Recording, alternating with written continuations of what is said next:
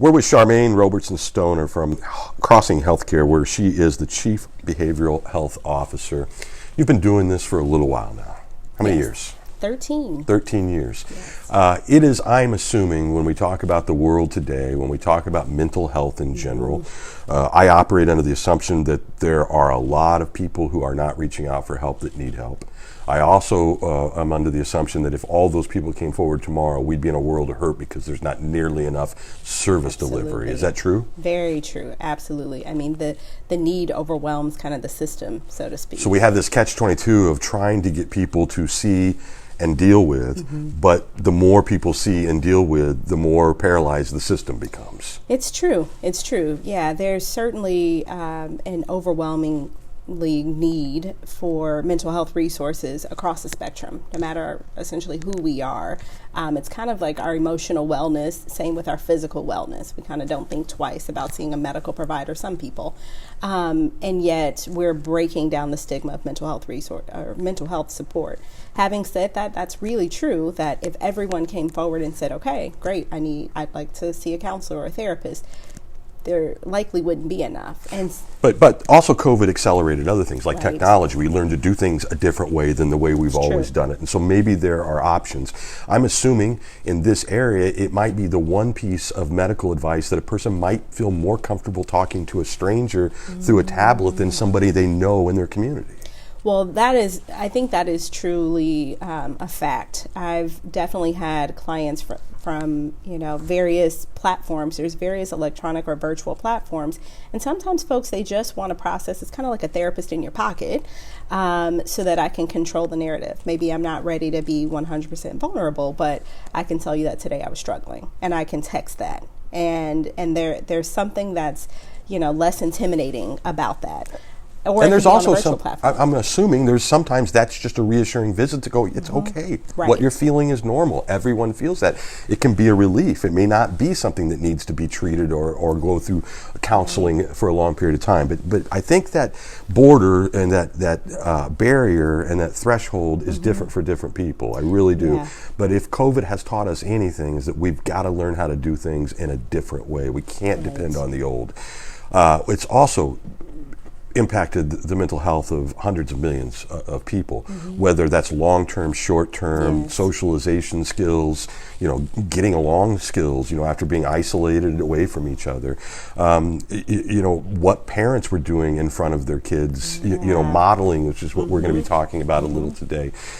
Just a quick bit of advice for parents, though. I think right now it's never been harder.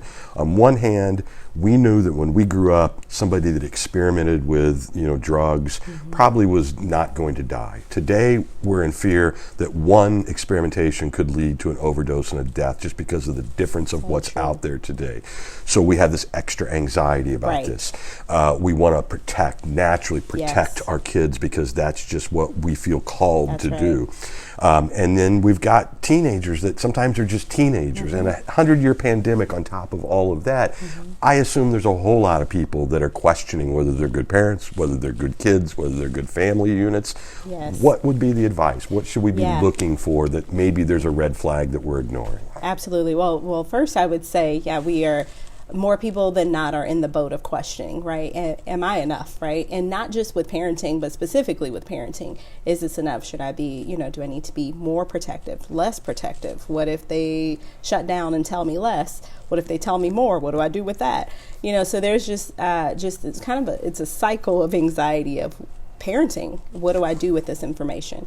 Well, truly, parents are the first teachers of their children. They learn about the world, and really the introduction of who am I at the outset from their parents. And so that's certainly pressure for parents. And at the same time, there's something, I think, a little bit freeing in that, because you're sort of setting the foundation for this little human.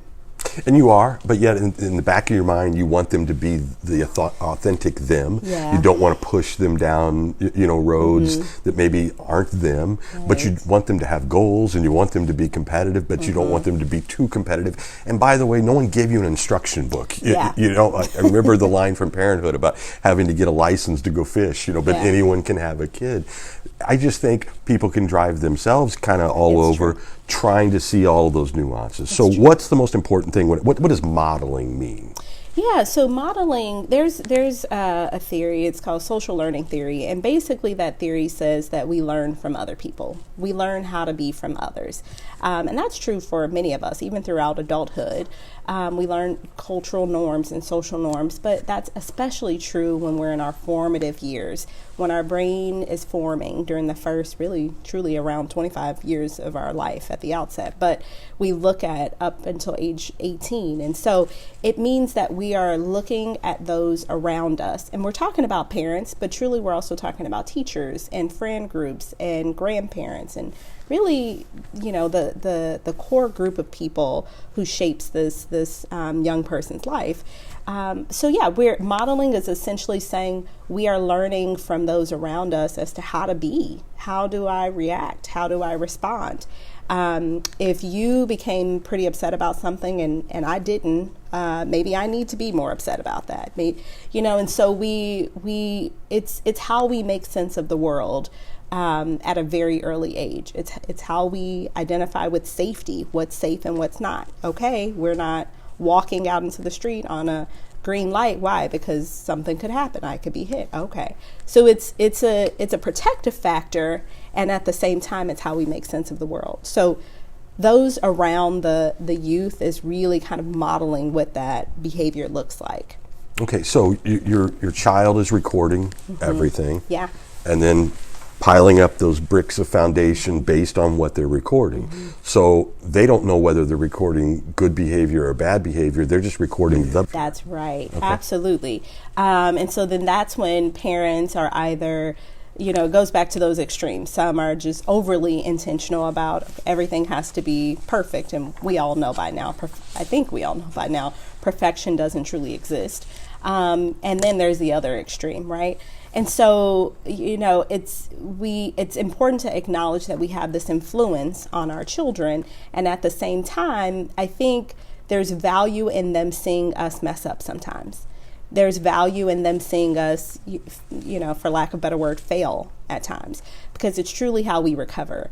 Right? Life is filled with quote unquote failures or mistakes or how I like to call it poor choices, because oftentimes they're intentional. It's just, it didn't work out so well.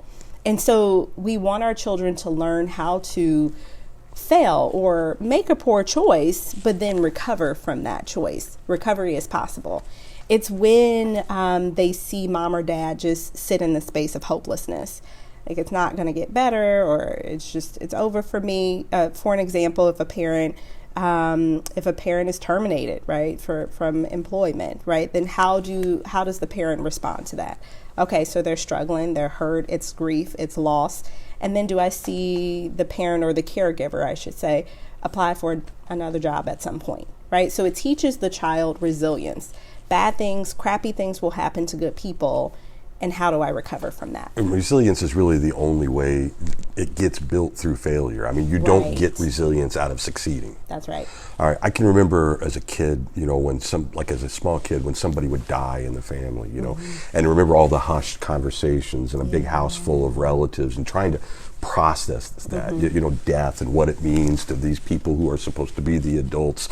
I mean, you're describing, and I can just recall a long time ago, being that little kid, kind of wondering how everything, and I don't think until this conversation I realized what I was doing. Right. Looking for some sort of what is this and how do I navigate this and what are they doing? And what are they doing? How do I make sense of what's going on with limited information? Right. Right, because the adults have more information. So with that information comes planning and processing and grief. Children have less information, because it's conceptualizing all that information is just a lot. But children are smarter than what we give them credit for. Do we protect them too much for their own good? I mean, from lessons, from conversations, I know people are worried about robbing people of their childhood. I think that's completely over-exaggerated by a lot of folks. I've always been learn as much as you can about as much as you can and make decisions based on the information you have. That's true. That maybe we wait too long to let kids make mistakes and and have honest conversations. It's true. I think there's certainly adults or parents who they're thinking about, I want to protect my children for as long as possible, and we get that. Though I will also challenge us that sometimes it's just uncomfortable for us to have the conversation. We're using that for our own excuse. Yes, yeah. So we really step back and say, okay, so how come I'm not having the conversation? And if all roads lead back to us, well, because I don't feel comfortable, and what am I going to say, and how do I start? And okay, those are all I. Right. So then maybe that's a good time to reach out for support and say, okay, how do I even approach this conversation with my child, whatever that hard topic is.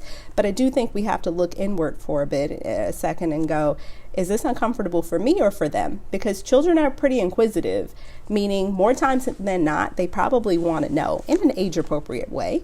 So yeah, we kind of have to stop ourselves and ask, who are we really protecting? It seems even worse now because it's become politicized. Mm-hmm. We're not talking about helping. We're not talking about identifying. We're just talking about, it's this or it's that. Mm-hmm. Life is so nuanced. There's very little in life that is this or that, in my experience.